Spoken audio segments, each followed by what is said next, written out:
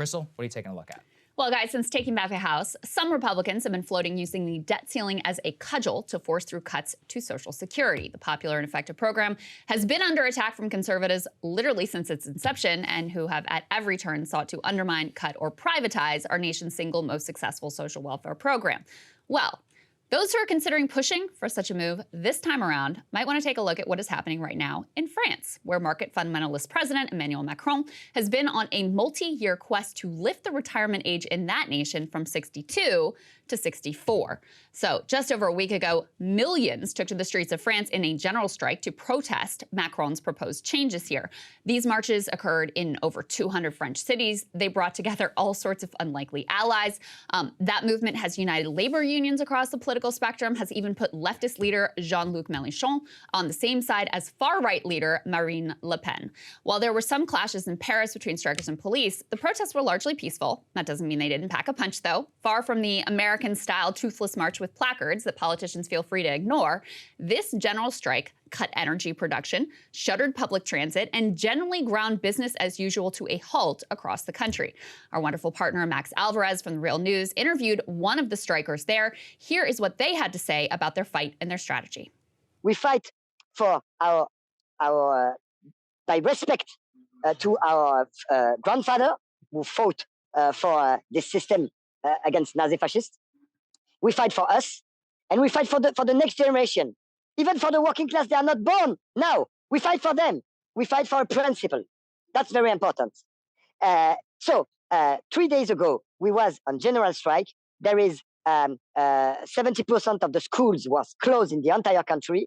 The train, the buses, the metro, the airport was paralyzed. The factory was closed. The refinery was the pipes was turned off, etc., etc. And we was about 2 million people in the streets in the entire country, including 500,000 people in Paris. And we claim not 1 year more, not €1 less. So that was Mathieu Bolredat. He is a train conductor and general secretary of a CGT union local in Versailles. And as if that energy wasn't already incredible, Mathieu and his brothers and sisters, they are going even further. Here is France 24. Quote, Robin Hood energy strikers are giving free power to French schools, hospitals, and low-income homes.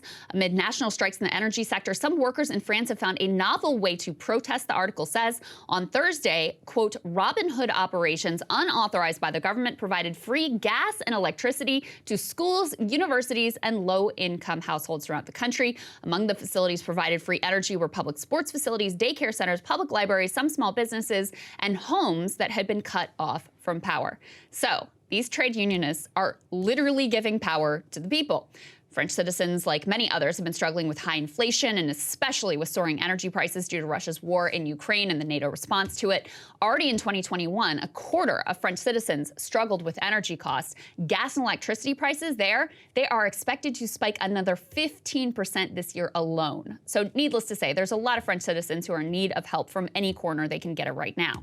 The Voice of Capital, though, is quite panicked about this tactic. In a new article, the Wall Street Journal cried about threats from radical trade unionists to not only give power to the poor, but to cut it to the billionaires and political elites who are attempting to force through this wildly unpopular retirement age change.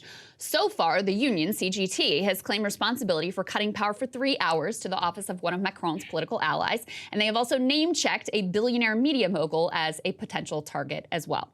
Though the boss class might cry, polling suggests the public is firmly on the side of the protesters. Some 70 to 80% of the public opposes Macron's plan to lift the retirement age, plan which Macron was already forced to abandon after mass public resistance just a few years prior. In spite of winning re-election by a comfortable margin, it's not like Macron is a popular political figure. He won, even though a lot of the public really actually detested him. It's just that they detested far-right leader Marine Le Pen even more. This inspiring model is one Biden Chief of Staff Ron Klain name-checked as a potential blueprint for our president's own re-elect. Now, Macron has been malleable on a whole range of issues, shifting with his view of the political wins. But on this particular issue, he seems rigidly ideological, despite damn near unanimous opposition to his plan. Now, the French, of course, famously protective of their social safety net and social contract. I understand why.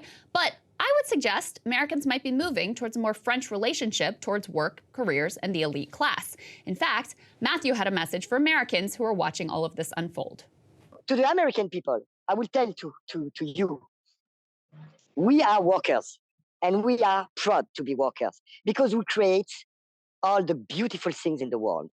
The trader, they create nothing. The CEO, they create nothing. But we, the workers, the working class, we have gold in our hands. From nothing, from the nature, we create buildings, train, wheat, bread, especially in France, because I know you have not bread good like in France. I'm sorry about that. That's all right. And we create all the wealthy thing, all the beautiful things in the world. And we prove that when we are on strike, because we prove when we stop to work, the France collapse.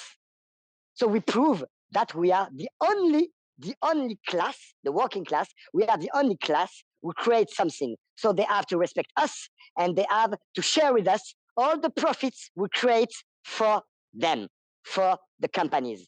So we want, as Margaret Thatcher said, give me my money back. I create, I create the profits. I want my share and I want it now. More and more Americans are waking up to exactly this realization after being deemed essential and yet treated as disposable, after realizing that without their work, literally everything stops, or for white-collar workers after realizing that perhaps there was more to life than their credentials and their career.